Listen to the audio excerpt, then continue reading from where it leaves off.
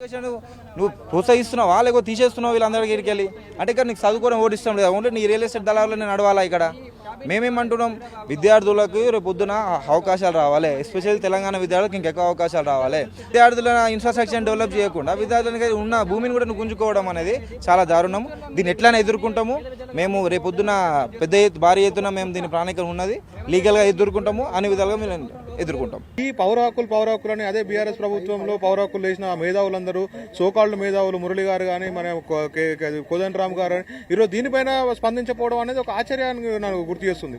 రెండో విషయం ఏంటంటే రాత్రి 40-50 బుల్డోజర్లను పెట్టి పిల్లలను విపరీతంగా డ్రాగ్ చేయడం అనేది వాళ్ళు ఉన్న టెర్రరిస్ట్ అబ్బాయి వాళ్ళు ఏంది వాళ్ళు ఒక విద్యార్థులు చదువుకునే విద్యార్థులు యూనివర్సిటీ స్పేసెస్ ఈ భూమి పోవడం వల్ల ఎవరికి అత్యధిక నష్టపడతారంటే ఇదే తెలంగాణ ప్రాంతానికి చెందిన బడుగు బలహీన వర్గాల ప్రజలే అత్యధికంగా నష్టపోతారు. ఇదే ఎస్సీ ఎస్టీ ఓబీసీ ప్రజలే ఎక్కువ నష్టపోతారు.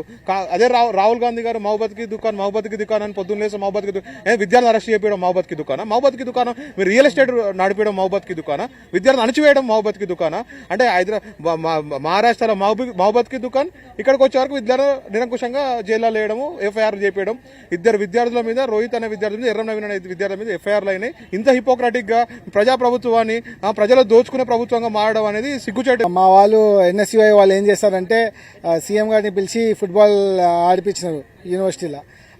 ఆడిపించినప్పుడు ఆబ్వియస్గా రేవంత్ రెడ్డి గారు ఇంతకుముందుకు రియల్ ఎస్టేట్ చేసినట్టు కాబట్టి చూసినారు కాబట్టి వాళ్ళ తనకు ఎక్స్పీరియన్స్ ఉంది కాబట్టి అదేవిధంగా మా భూమిలో చూసి దీంట్లో డిస్ప్యూట్ ఉన్నది మనం తీసుకోవచ్చు అన్న క్లాజ్ తీసుకొని దాన్ని తీసుకోవడం జరిగింది. బుల్డోజర్లతో ఆ ఫ్లోరా ఫౌనా అని ఎన్నో నెమళ్ళు ఉన్నాయి, వన్యప్రాణులు ఉన్నాయి, పాములు ఉన్నాయి, జంతువులు ఉన్నాయి, జింకలు ఉన్నాయి, అవన్నిటికీ నష్టం కూడా జరుగుతుందండి.